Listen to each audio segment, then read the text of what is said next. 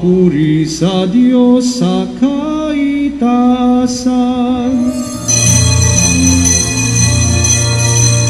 Luwalhati sa Diyos sa kaitaasan. Sa loob sa lupa ay kapayapaan. Pinupuri ka, itinagdarangal, sinasamba ka dahil sa dakila mong kalwalhatian.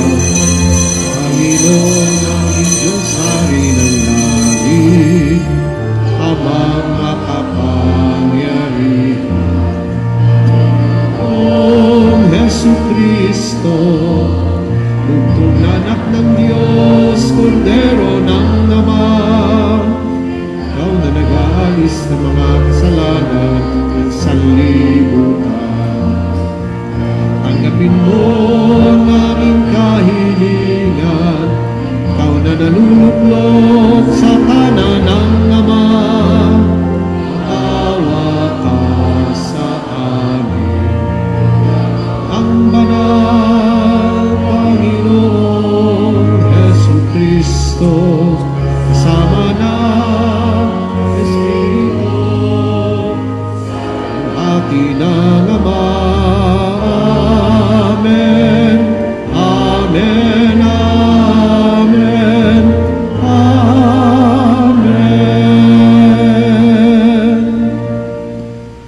Manalangin tayo. Ama naming makapangyarihan, ang inyo nawang kagandahang loob ay manguna at sumubaybay sa aming pamumuhay ngayon at araw-araw, upang kami ay itaguyod sa paninindigang gumawa ng kabutihan sa pamamagitan ni Jesucristo, kasama ng Espiritu Santo, magpasa walang hanggan. Amen. Ang liturhiya ng salita ng Diyos. Magsiupo-upo ang lahat at taimtim nating pakinggan ang mga pagbasa. Ang unang pagbasa ay mula sa Aklat ng Karunungan, Kabanata 7, mga talata 7 hanggang 11.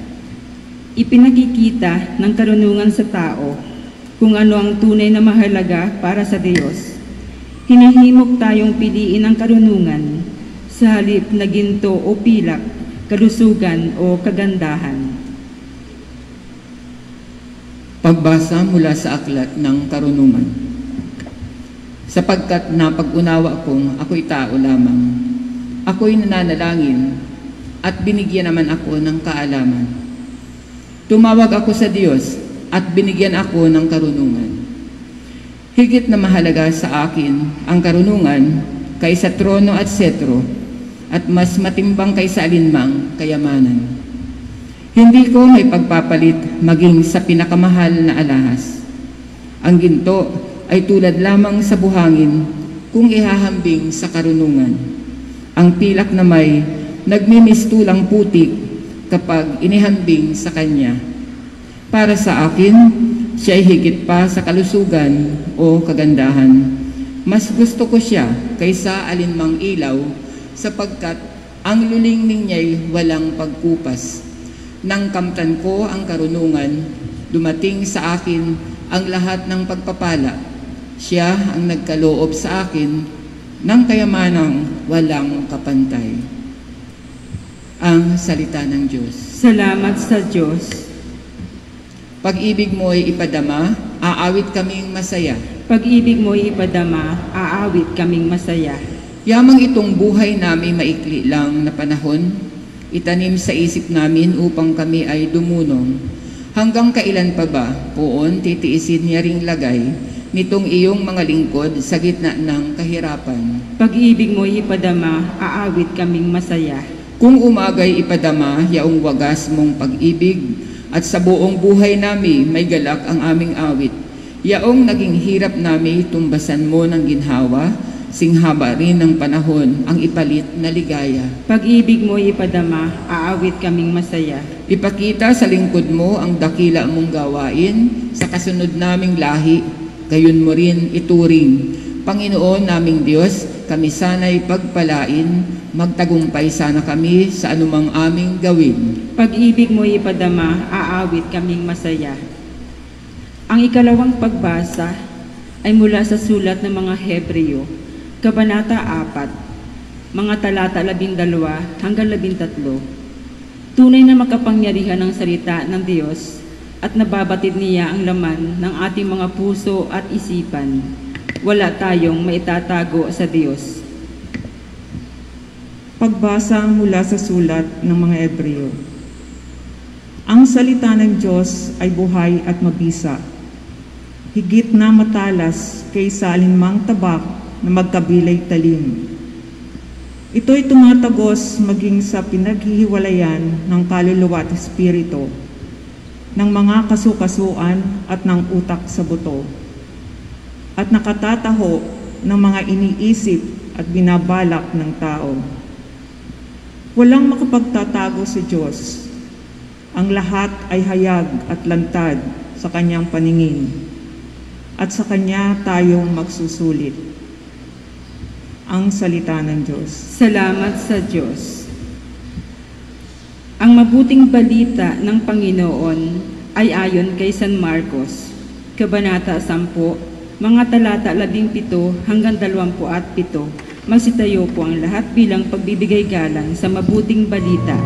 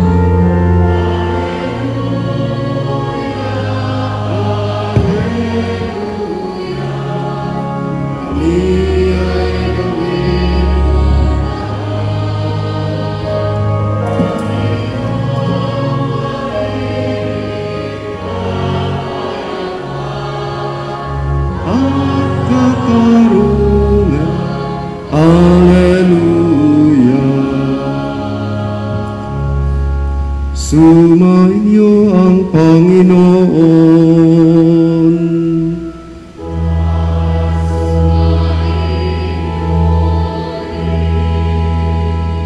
Ang mabuting balita ng Panginoon ayon kay San Marcos.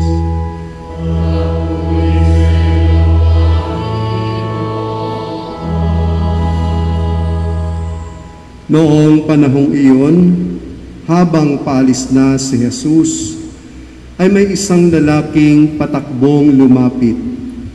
Lumuhod sa harapan niya at nagtanong, "Mabuting guro, ano po ang dapat kong gawin upang magkamit ng buhay na walang hanggan?" Sumagot si Jesus, "Bakit mo ako tinatawag na mabuti? Walang mabuti kundi ang Diyos. Alam mo ang mga utos. Huwag kang papatay. Huwag kang mangangalunya. Huwag kang magnanakaw. Huwag kang magsisinungaling sa iyong pagsaksi. Huwag kang magdadaya. Igalang mo ang iyong ama at ina." "Guro," sabi ng lalaki, "ang lahat po ng iyay tinutupad ko na mula pa sa aking pagkabata." Magiliw siyang tiningnan ni Jesus at sinabi sa kanya, "Isang bagay pa ang kulang sa iyo. Humayo ka, ipagbili mo ang iyong ari-arian at ipamigay sa mga dukha ang pinagbilhan at magkakaroon ka ng kayamanan sa langit. Pagkatapos bumalik ka at sumunod sa akin." Namanglaw ang lalaki nang marinig ito at malungkot na umalis, sapagkat siya'y napakayaman. Tiningnan ni Jesus ang mga nasa paligid niya at sinabi sa kanyang mga alagad, "Napakahirap mapabilang ang mayayaman sa mga pinaghaharian ng Diyos." Nagtaka ang mga alagad sa pananalitang ito. Muling sinabi ni Jesus, Mga anak, talagang napakahirap mapabilang sa mga pinaghaharian ng Diyos. Madali pang makaraan ang kamelyo sa butas ng karayom kaysa pasakop sa paghahari ng Diyos ang isang mayaman. Lalong nagtaka ang mga alagad, kaya't sila'y nagtanungan, kung gayon, sino ang maliligtas? Tinitigan sila ni Jesus at sinabi sa kanila, hindi ito magagawa ng tao, ngunit hindi ito mahirap sa Diyos. Magagawa ng Diyos ang lahat ng bagay. Ang mabuting balita ng Panginoon. Pinupuri ka namin, Panginoong Hesukristo. Magsiupo po ang lahat at taimtim nating pakinggan ang humiliya.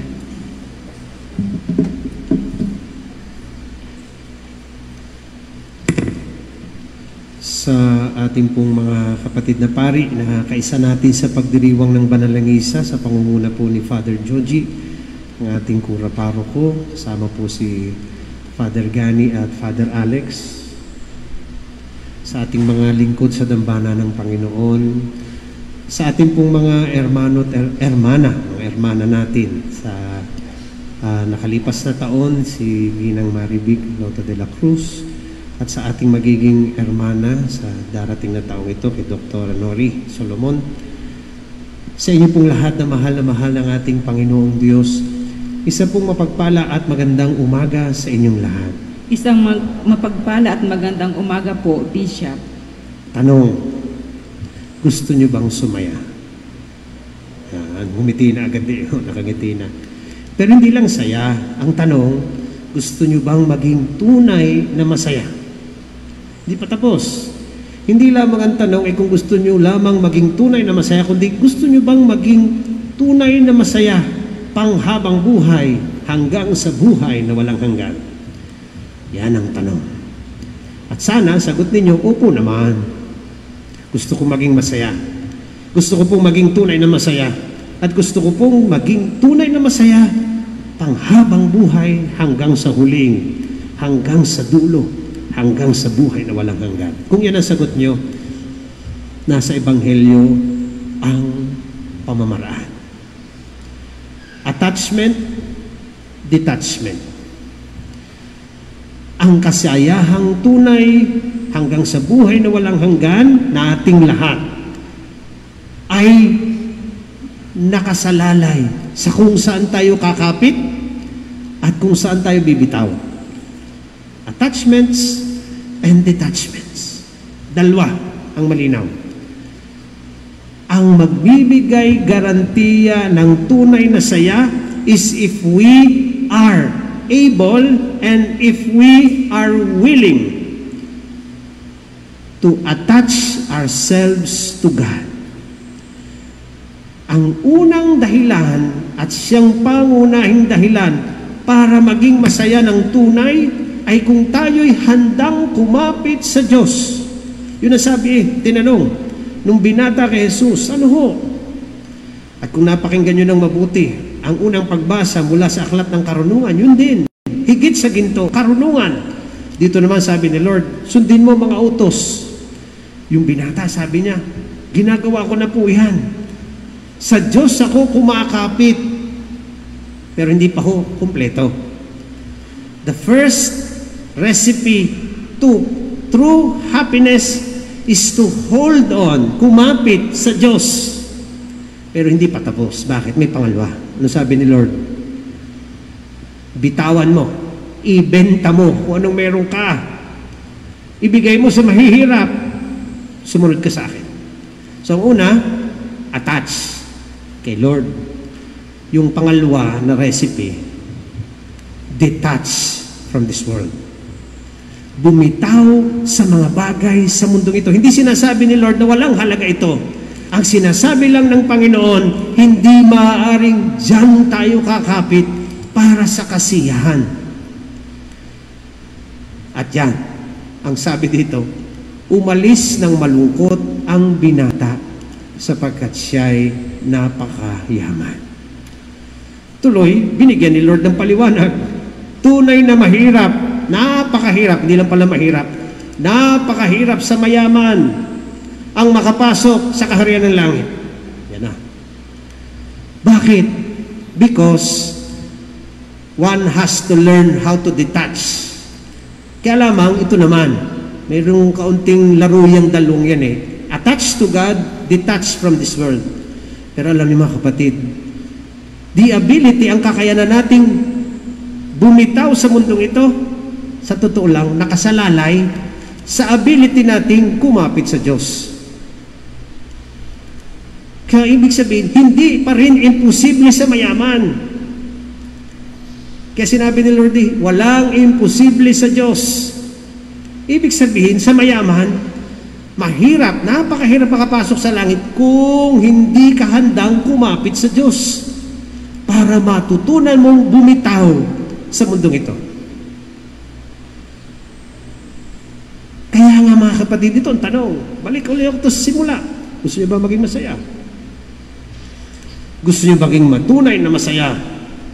Gusto niyo bang maging masaya hanggang sa buhay na walang hanggan? Ang tanong, kayo ba'y nakakapit na sa Kanya? At kayo ba'y handa nang bumitaw sa kanila? Kayamanan, sa kapangyarihan. Sapagkat hindi ba yun ang napapaalala sa atin ng panahong ito? That this world, ang panahon natin, ang mundo natin, ay hindi talaga pwedeng kapitan. Bakit? Dahil laging nabibitawan kahit sa gusto natin. Ilang tao na mayamang namatay ngayon? Kahit hindi lamang sa kayamanan, kahit sa relationships, ugnayan. Hindi lamang tungkol sa ugnayan, kahit sa pinangahawakan nating pangalan, katanyagan, yan o, tatakbo na naman, may eleksyon na naman. Ilang kaya mananatili sa kapangyarihan? Ilan ang mababago? Ilan ang kumakapit? Ilan ang bibitaw? Pag-isipan nyo, walang tumatagal pang habang buhay. Kaya masama niya, pag dyan laging nakakapit. Pag nawala yan, gulo ang buhay, walang kasiyahan. Kaya yung taong marunong kumapit muna sa Diyos, hindi mahirap bumitaw sa kung anuman. Kahit mayaman. Kaya lamang, napakalakas ng tukso ng mga gawa at bagay ng mundo. Kaya mga kapatid, kayo na ang sumagot dyan sa tanong na yan. Gusto niyo ba talagang maging masaya? Sana'y matuto tayong tunay na kumapit sa Kanya. At matuto tayo't maging handang bumitaw sa mundong ito. Tatapusin ko ito sa pamamagitan ng isa naming usapan ng isang taong kamamatay lamang. Humingi ng panalangin sa akin para siya'y gumaling sa COVID. Sabi ko, ipagdadasal. Pero habang tumatagal, lumalala ang kanyang lagay. At sabi niya, bago matapos yung aming usapan sapagkat hindi na siya nakapag-message sa akin nung siya ilagay sa ICU, ang kanyang sabi ay ito: kung ako man po, Bishop, ay kukunin na ng Diyos, handa na po ako. Isinusuko ko na ang lahat sa Kanya ngayon. Pumasok siya ng ICU, pakiramdam ko, mapayapa ang loob na. Sapagkat, alam niyo natutunan niya, to let go. At hindi lang yon, ang natutunan niya, to let God. Sana matutunan natin to. Let go, let God. Kapit sa Diyos, bitaw sa mundo. Ang ating mahal na ina, siya ang nagturo din sa atin yan. Everything she already surrendered to God, and everything was given to her by God. Peace and joy even in the midst of suffering. Kahit sa gitna ng pagdurusa, Natagpuan niya. Bakit? Kasi sa Diyos lamang siya kumakapit. Sana matutunan natin mga kapatid. Ulitin ko, gagarantiyahan ko kayo. Wala tayong pag-aari ng bagay sa mundong ito na madadala paglisan natin dito. Sana huwag kayong kumapit dyan. At matutunan talaga natin kumapit sa Diyos. Pagpalain nawa lagi tayo ng pong may kapal hanggang sa buhay na walang hanggan. Tayo po ay magsitayo para sa pagpapahayag ng ating pananampalataya. Sumasampalataya ako Sa Diyos amang makapangyarihan sa lahat, na may gawa ng langit at lupa, sumasampalataya ako kay Jesucristong iisang anak ng Diyos, Panginoon nating lahat. Nagkatawang tao siya lalang ng Espiritu Santo, ipinanganak ni Santa Maria Virgen, pinagpakasakit ni Poncio Pilato, ipinako sa krus, namatay, inilibing, nanaog sa kinaroroonan ng mga yumao. Nang may ikatlong araw, nabuhay na magmuli, umakyat sa langit, naluluklok sa kanan ng Diyos amang makapangyarihan sa lahat. Doon magmumula ang paririto at huhukom sa nangabubuhay at nangamatay na tao. Sumasampalataya naman ako sa Diyos Espiritu Santo, sa banal na simbahang katolika, sa kasamahan ng mga banal, sa kapatawaran ng mga kasalanan, sa pagkabuhay na magmuli ng mga namatay na tao, at sa buhay na walang hanggan. Amen. Mga kapatid, dumalangin tayo sa Ama upang bigyan tayo ng grasyang iwaksi ang mga bagay na nakapagpapalayo sa atin sa Kanya. Buong kababa ang loob na itong gayong maging panalangin. Ama namin, dinggin mo kami. Ama namin, dinggin mo kami.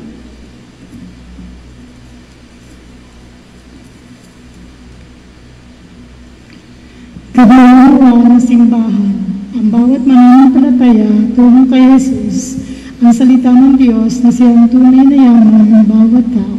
Manalangin tayo. Ama namin, dinggin mo kami. Bigyan pansin at tugunan nawa ng aming mga pinuno ang labis na paghihirap ng mga katutubo at ipagtanggol sila laban sa mga pang-abuso. Manalangin tayo. Ama namin, dinggin mo kami. Nagtulungan nawa ang bawat mananampalataya laban sa pandemyang dulot ng COVID-19 virus sa pamamagitan ng pagdana sa mga lubhang nahihirapan dahil sa kawalan ng trabaho, karamdaman at lubos ng pag-aalala. Manalangin tayo. Ama namin, dinggin mo kami.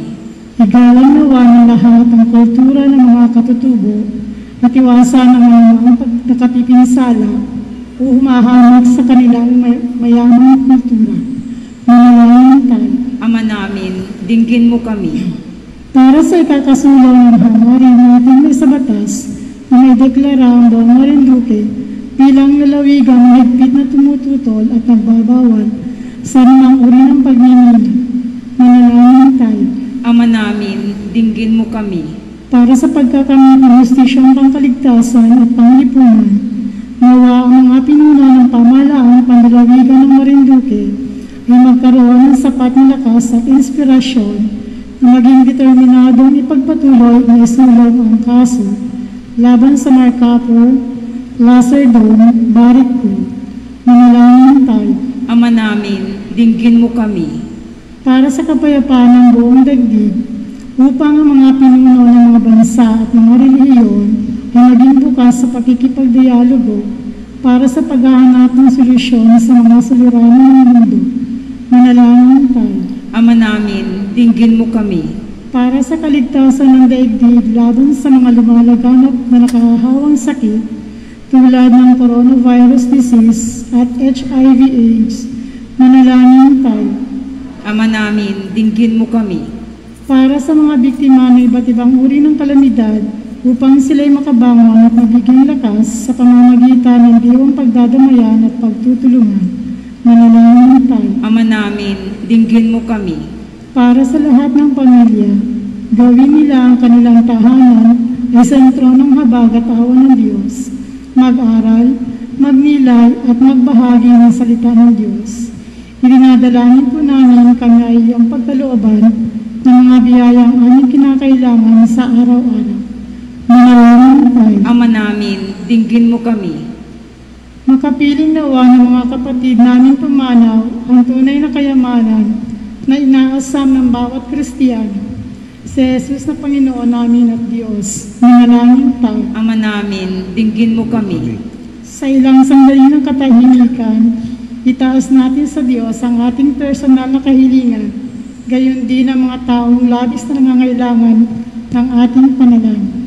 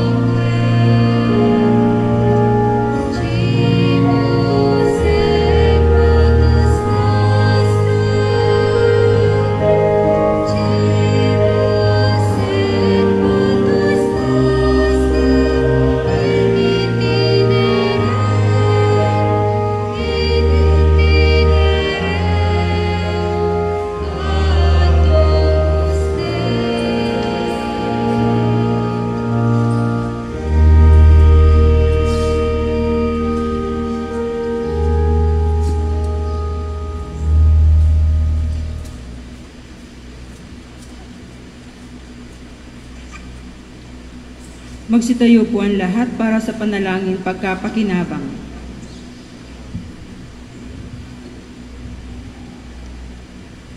Manalangin tayo.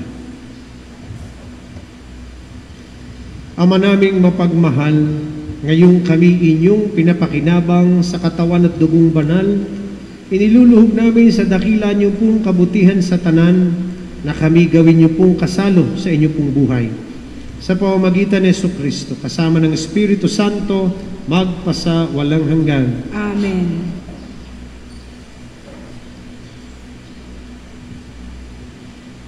Magsilupod po lahat. Atin mo lang dadasalin ang Oratio Imperata. O Diyos, amang mapagmahal, muli po kaming lumalapit sa panahong ito ng pagsubok. Hinihiling namin ang inyong biyaya upang aming malampasang lahat ang panganib na dulot ng COVID-19 na marami na ang naapektuhan at maraming buhay na rin ang nakuha. Ipinapanalangin namin na ang lahat ng may karamdaman na dulot ng virus na ito ay agaran na sanang gumaling at muling makabalik sa pagpupuri sa inyo. Ganoon na rin ang sidhi ng aming panalangin para sa mga taong naglilingkod at gumagampan para sa kapakanan ng iba upang masugpo ang karamdamang ito at mapigilan ang higit pang pagkalat at pananalanta nito. Nagpapasalamat po kami sa bakunang naisulong sa patnubay ng inyo pong mga kamay. Pagpalain niyo po ang aming pagsisikap na mawakasan ng mga bakuna ang pandemya sa aming bayan. Sa inyo po namin ipinagkakatiwala ang lahat ng mga mahal namin sa buhay. At kami buong kababaang loob na humihingi ng inyo pong patnubay upang hindi namin malimutang paglingkuran ang mga aba at higit na nangangailangan, lalo na sa mga panahong ito. Ang lahat ng ito ay aming hinihiling sa pamamagitan ni Jesucristong Panginoon namin at ng Espiritu Santo magpasawalang hanggan. Amen. Mahal na Birhen ng biglang awa, Ipanalangin mo kami. San Jose, Ipanalangin mo kami. San Rafael Arcangel, Ipanalangin mo kami. San Roque, Ipanalangin mo kami. San Lorenzo Ruiz, Ipanalangin mo kami. San Pedro Calungsod. Ipanalangin mo kami. Magsitayo po ang lahat. Magsisiupo po muna at ating pong isasagawa ang paglilipat ng mga katungkulan ng pagiging ermana sa karangalan ng mahal na Birhen ng Santo Rosario. Hinihiling po namin na tumayo ang itatalagang ermana para sa karangalan ng mahal na Birhen ng Santo Rosario. Minamahal naming lubhang kagalang-galang Marcelino Antonio M. Maralit Jr., Lidi, Obispo ng BAC, malugod po naming ipinapakilala sa inyo si Dr. Maria Ronhorejar Dunyag Solomon na nagnanais magtalaga ng kanyang sarili bilang ermana sa karangalan ng mahal na Birhen ng Santo Rosario. Nangangako po ba kayo na magiging kaisa namin sa pagsasakatuparan ng mga tungkulin bilang ermana ng mahal na Birhen ng Santo Rosario? Opo, nangangako po ako. Nangangako po ba kayo na pasisiglahin ang samahang ermanidad ng mahal na Birhen ng Santo Rosario sa pamamagitan ng hayagang pakikilahok sa lahat ng mga pagdiriwang at gawain? Opo, nangangako po ako. Nangangako po ba kayo na patuloy na makikipag-ugnayan para sa mga proyekto at programang pamparokya batay sa pangangailangan at kapahintulutan ng inyong lingkod pari? Opo, nangangako po ako. Nangangako po ba kayo na isasabuhay ang mga gawaing pangkabanalan at magiging huwaran sa paglilingkod sa simbahan sa pamamagitan ng pagpapalaganap ng debosyon sa mahal na Birhen ng Santo Rosario? Opo, nangangako ako. Tulungan nawa kayo at kasihan ng may kapal upang may sakatuparan ninyo ang kanyang iniatas na gawain sa ngalan ng Ama, ng Anak at ng Espiritu Santo. Amen. Ngayon naman po ay isasagawa ang paglalagay ng eskapularyo ng mahal na Birhen ng Santo Rosario bilang sagisag ng kanyang tungkulin. Awitin po natin ang papuring awit ni Maria.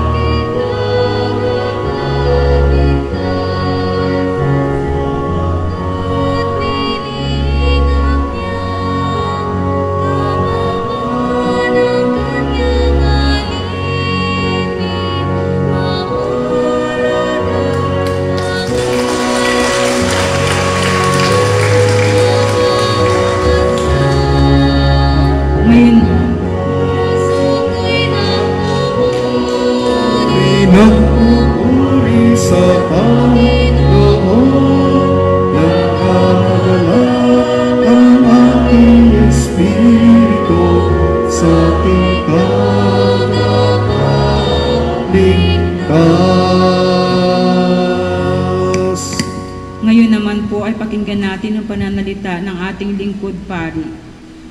Magandang umaga po sa inyong lahat. Magandang umaga At po, sa ating pong pagdiriwang ngayong umagang ito, ating pong isinagawa ang pagsali ng katungkulan ng pagiging ermana mula po sa ating kasalukuyang ermana ginang Marivic Loto de la Cruz at tinanggap ng ating pong bagong ermana, Dr. Ronorijar Bunyag Solomon. Ang ating pong pasalamat sa Diyos sa napakadakilang biyaya na ipinagkalob sa atin, na ibinigay sa atin ng ating mahal na Birheng Maria upang maging gabay natin, lalo tigit sa ganitong panahon ng pandemic. Ating pong papurihan ang ating Panginoon.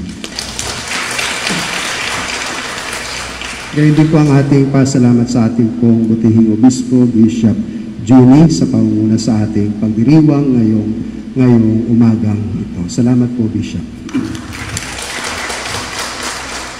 Salamat din po sa ating pong minamahal na outgoing hermana ginang Marivic Loto de la Cruz sa kanyang pag-usumikap na magampanan ang tungkulin, gampanin ang pagiging hermana ng Santo Rosario, bagamat ngayong panahong ito ay medyo ang ating sitwasyon ay hindi po maayos dahil sa pandemic, pero andun yung kanyang pag-usumikap na makatupad ng kanyang tungkulin. Katuwang ang ating samahan ng Hermanidad ng Santo Rosario. Marami pong salamat. Ganon din po ang ating pasalamat kay Dr. Nori sa kanyang pagtanggap ng tungkulin ng pagiging Hermana ng Santo Rosario ngayong taong ito hanggang sa susunod na taon. Sabi nga doon sa pag-meeting namin ay sana ay sa susunod na taon ay maging maayos na yung ating sitwasyon. At yun yung ating idadalangin, na sana ay tulungan tayo ng mahal na Birhen na makarating doon sa sitwasyong, sabi nga'y normal, makabalik tayo sa ating nakagawi ang mga pagdiriwang at patuloy natin maisagawa yung parangal na ating ibinibigay sa ating mahal na Birhen Maria. Sa ating pong bagong ermana, maraming salamat po, Dr. Nori. Palakpakan po natin.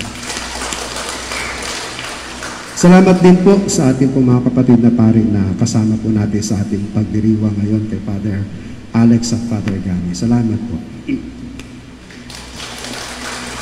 At sa lahat po ng ating mga tagapagtangkilik, lahat po ng mga nag-alay ng kanilang mga intensyon, mga pamisa sa buong araw ng siyam na araw ng ating pagdiriwang ng nobenaryo sa karangalan ng mahal na Birhen ng Santo Rosario. Sabi kanina ni Bishop ay napakarami ng intensyong binasa kanina. Baka daw mga 20 minutes yung pagbasa. Salamat po sa inyong suporta sa ating pong minamahal na ermana, ginang Marivic de la Cruz.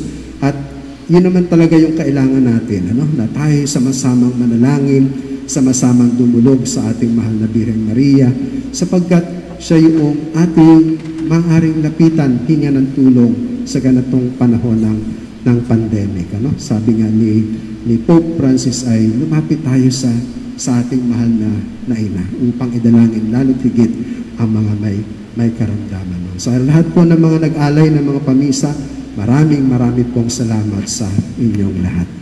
At patuloy po ang aming panawagan, na hindi po nagtatapos ngayon yung ating pong pagdarasal ng Santo Rosario. At kahit matapos ang buwan ng Oktubre, sana po ay ugaliin natin yung palagi ang pagdarasal ng Santo Rosario. Lalo't higit pa nga ay nagdaranas tayo ngayon ng kakaibang sitwasyon. Kaya patuloy nating hilingin ang tulong ng ating mahal na ina. Muli po sa inyo pong lahat, maraming salamat.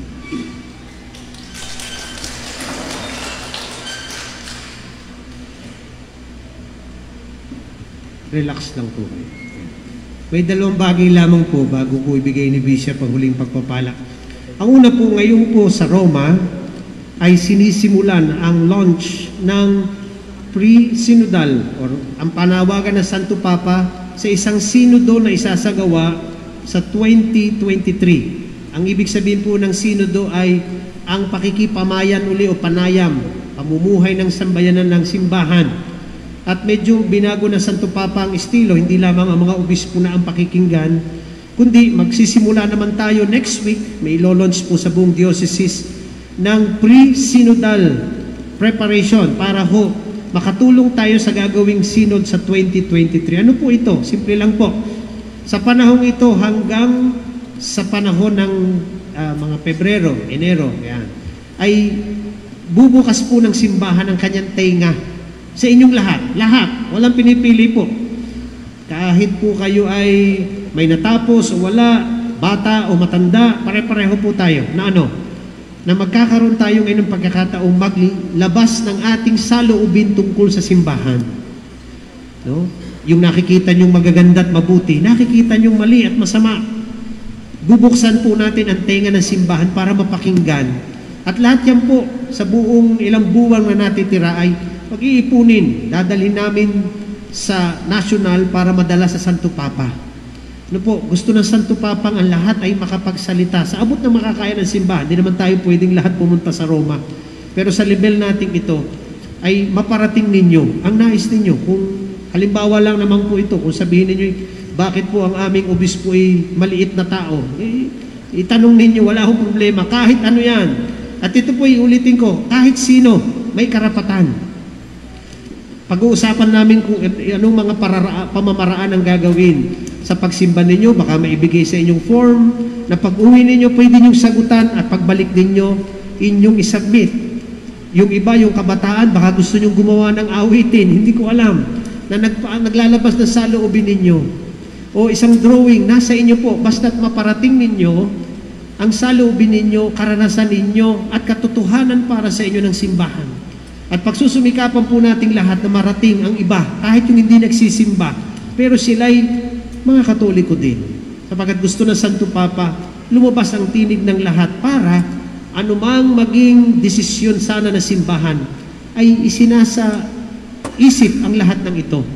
At hindi lamang yung kung ano nasa isip namin mga obispo. Sa totoo lang, hindi kami tatanungin, kami patatahimikin. Kayo hong lahat ang paiimikin. At kami lang ang trabaho ay ipunin ang lahat ng ito at dalhin doon. Okay po? So, yun ang una. Ang ikalwa po, alam naman po nating magsisimula na uli ang halalan. Panawagan, dahil nag-extend na rin lamang po ang COMELEC, sa lahat po ng pwede nang bumoto, ibig sabihin, 18 taong gulang pataas, na hindi pa nagpaparehistro, huwag niyo po sayangin yung pagkakataon ninyo maging boses din at tinig ng bayan. Dito po tayo tabla-tabla, walang mayaman, walang mahirap din. Kapag pwede na kayong bumoto, magparehistro po kayo. Extended po hanggang October 30 ang pagpaparehistro. No? So, wag niyo pong sayangin yan. Wag niyong isipin lagi na walang silbi ang iyong iisang boto.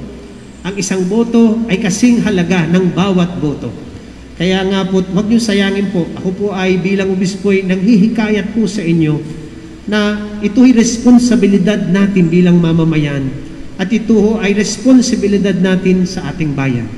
At sabi nga ng Santo Papa, ang mabuting Katoliko dapat nakikialam sa politika. So kayo'y makialam. Paano kayo makikialam? Kayo po'y bumoto at inyong pag-isipang mabuti kung sino ang inyong iboboto. Huwag niyong tatanungin si Bishop kung sino ha, dahil hindi ko sasabihin sa inyo. Pero sasamahan ko kayong mag-isip tungkol sa kung ano dapat sana ang hinahanap natin sa mga iboboto natin. Okay po? So yun lamang po, magsitayo na po muli ang lahat at ibibigay natin ang huling pagpapala at pagbabasbas. Sumainyo ang Panginoon. At sumainyo rin. At pagpalain kayong lahat ng ating mapagmahal at mapagpatawad na Diyos, Ama, Anak, at Espiritu Santo. Amen. Ang banal na misa ay naihandog na. Humayo tayong lahat, taglay lagi ang mga biyayang dulot ni Kristo. Salamat sa Diyos. Awitin po natin ang pangwakas na awit.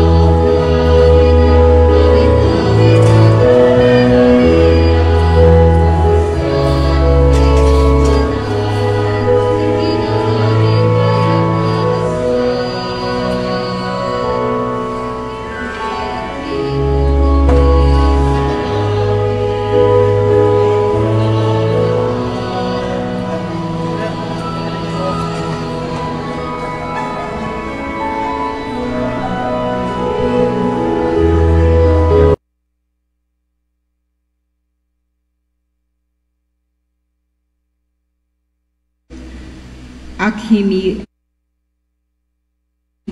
Ang mister ko, kumigising ng alas 5 para magkape, tapos diretso pasada na. Nag-iipon siya para sa pag-aaral ng mga anak namin.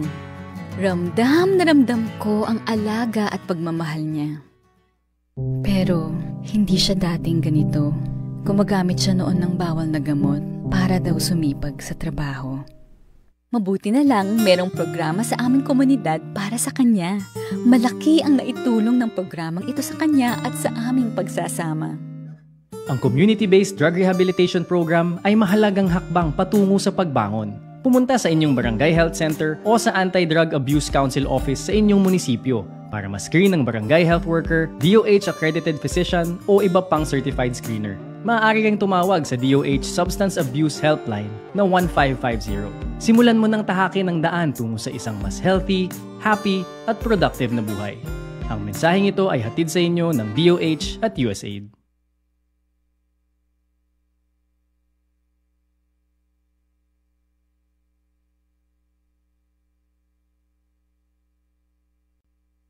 Ang papa ko, tinutulungan ako sa homework ko. Nagsisikap para mapag-aral kaming magkakapatid. Proud ako sa papa ko. Pero ang papa ko, hindi ganyan dati. Gumagamit siya ng bawal na gamot para raw sumipag. Buti na lang, sumali siya sa isang programa sa aming komunidad. Salamat sa tulong nila, hindi na gumagamit si papa ng bawal na gamot. Ang Community-Based Drug Rehabilitation Program ay mahalagang hakbang patungo sa pagbangon.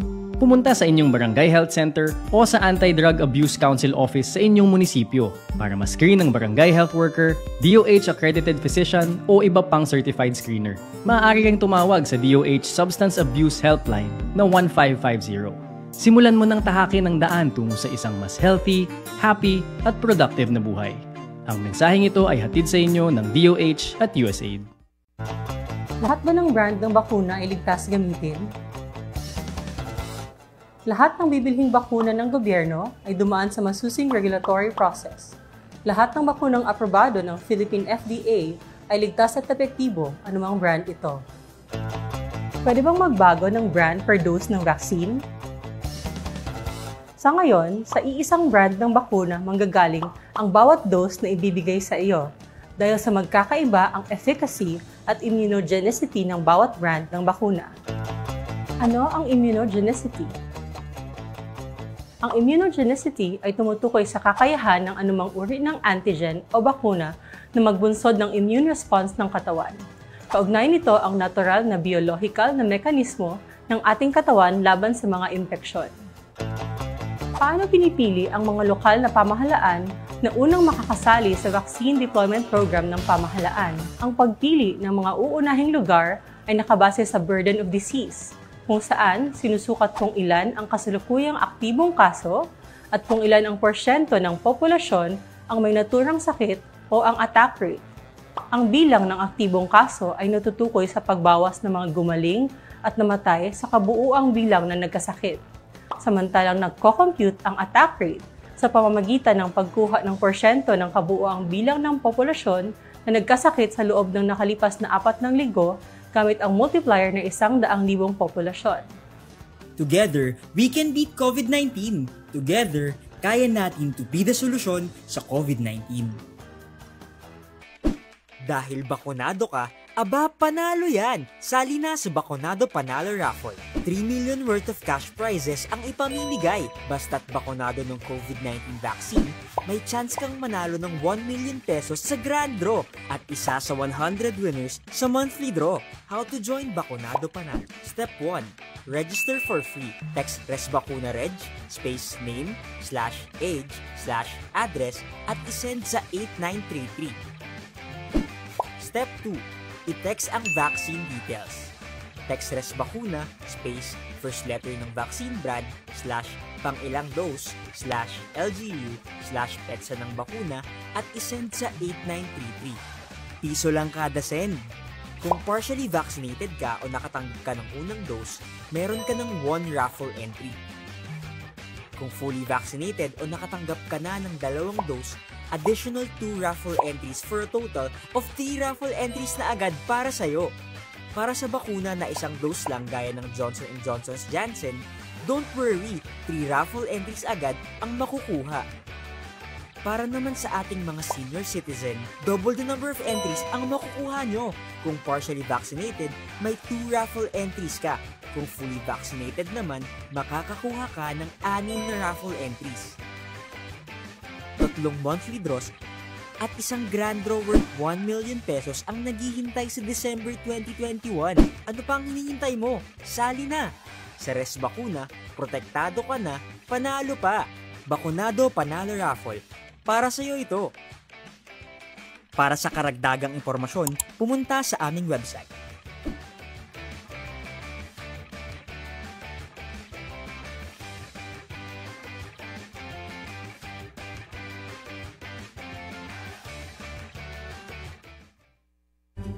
Naglilingkod sa sambayanang Marinduqueño, Lynn Angeles on board. Tatalakayin ni Bukal Lynn Angeles ang mga kaganapan sa sangguniang panlalawigan. Sasagutin ang tanong ng mamamayan at bibigyang pugay ang magagandang ginagawa ng ating mga kababayan. Kasama ang Bukal ng Lalawigan, Adeline Lynn Angeles, dito sa Marinduque News Network, Lucky 7 Channel 3, at sabay na mapakikinggan sa radyo nating buwak 105.7 FM tuwing araw ng Sabado, alas 5 ng hapon. Lynn Angeles on board!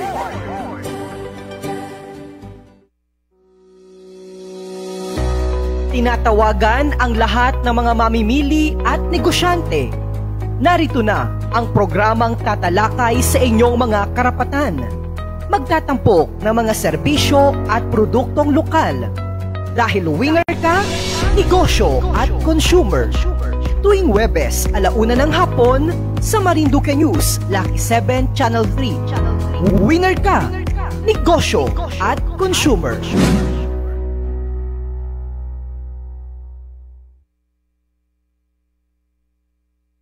Talakayang pangkalikasan, kumakatok sa inyong mga kaisipan upang inyong pakinggan ang mga usapang may kaugnayan sa wastong pangangalaga ng ating kapaligiran. Halina't panoorin ang programang may kaugnayan sa inang kalikasan tuwing Biyernes, 2:00 ng hapon dito sa Marinduque News, Lucky 7 Channel 3. Talakayang pangkalikasan ng DANR Marinduque.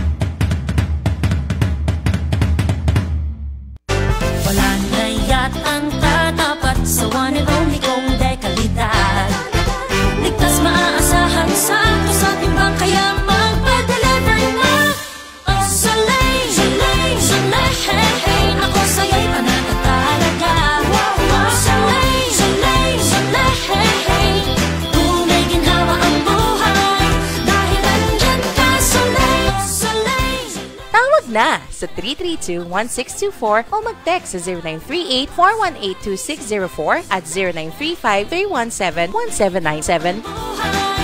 Soleil, dapat lang safe and reliable.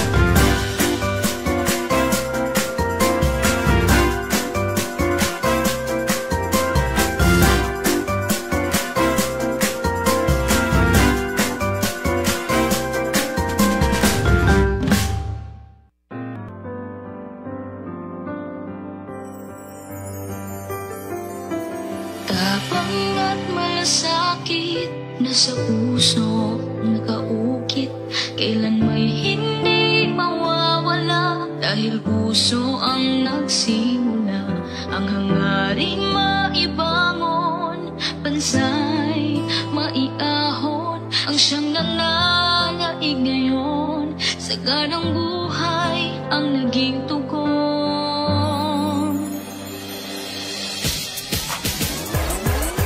Heto na kami nagsasama-sama, walang takot na nagpapakilala sa'yo'y umaasang may bukas pa para sa amin at sa gaya namin. Magandang buhay lamang ang hangarin.